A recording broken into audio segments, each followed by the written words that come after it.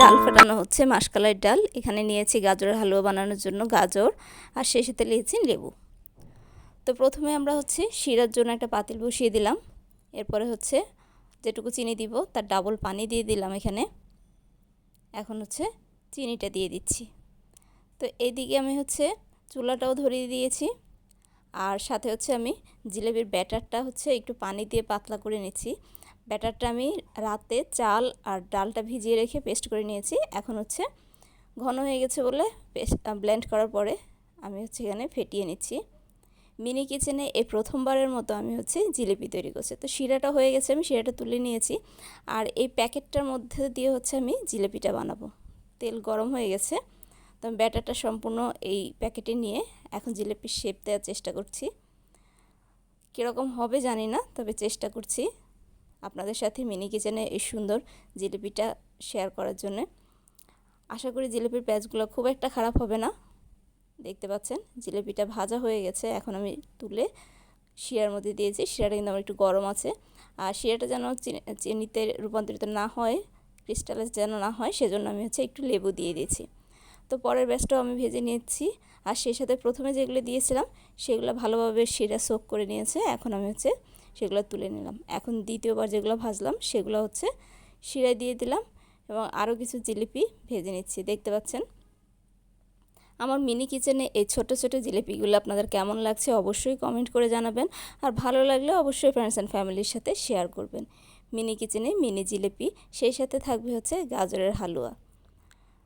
তো দেখতে থাকুন, আশা করি মিনি কিচেনের এই আয়োজনগুলো আপনাদেরও ভালো লাগবে। আমার এই নতুন মিনি কিচেনের রান্নাবান্না আপনাদের কেমন লাগছে অবশ্যই আমার চ্যানেলটা ভিজিট করে জানাবেন। তো আমি শেষ ব্যাচটাও ভেজে নিলাম।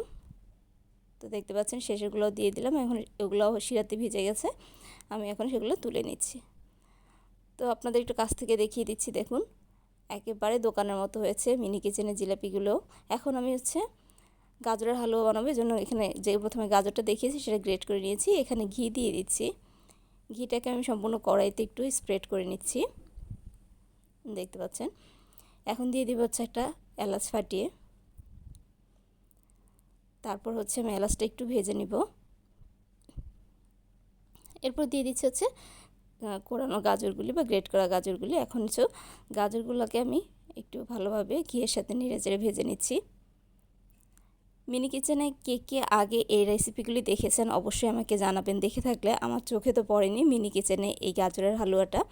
তো এরপর আমি ঘি ভেজে নেওয়ার পর দুধ দিয়ে দিয়েছি। এখন দুধ ফুটে ওঠার পর আমি একটু পরিমাণ মতো লবণ দিয়ে দিচ্ছি স্বাদের জন্য, স্বাদের ব্যালেন্সের জন্য। এখন আমি নেড়ে চেড়ে দুধটা শুকিয়ে নিব এবং গাজরটা সিদ্ধ হওয়া পর্যন্ত জাল করব। গাজর সিদ্ধ হয়ে গেছে, আমি এখন চিনি দিয়ে দিচ্ছি। দেখতে পাচ্ছেন কতটুকু রান্না হচ্ছে জানি না, আপনারা অবশ্যই কমেন্টে জানাবেন। আমি স্বাদের জন্য এখানে যখন শুকিয়ে এসেছে তখন গুঁড়া দুধ দিয়ে দিচ্ছি। গুঁড়া দুধ দিয়ে এখন একটু ভালোভাবে মিশিয়ে নিচ্ছি। আমার এই চুলাটার এক সাইড থেকে বেশি জোরে জাল উঠে, যার কারণে আমি হালুয়াটা এক সাইড করে নিয়েছি। দেখতে পাচ্ছেন হয়ে গেছে আমার গাজরের হালুয়া। এখন আমি প্লেটিং করে নিচ্ছি, আপনাদের এরপরে সুন্দরভাবে দেখিয়ে দিচ্ছি। এই যে হয়ে গেল আমার গাজরের হালুয়া। এখানে হয়ে গেছে জিলিপি, দেখতে পাচ্ছেন সুন্দর হয়েছে জিলিপিগুলো। আর এখানে সার্ভ করে দেখাচ্ছে, এখানে আপনার কিশমিশ আর কাঠবাদাম দিয়ে পরিবেশন করছি। তো এই যে একই সাথে দেখিয়ে দিলাম আমার দুইটা রেসিপি। কেমন লাগলো মিনি কিচেনের এই মিষ্টি আইটেমগুলি অবশ্যই জানাবেন। আল্লাহ হাফেজ।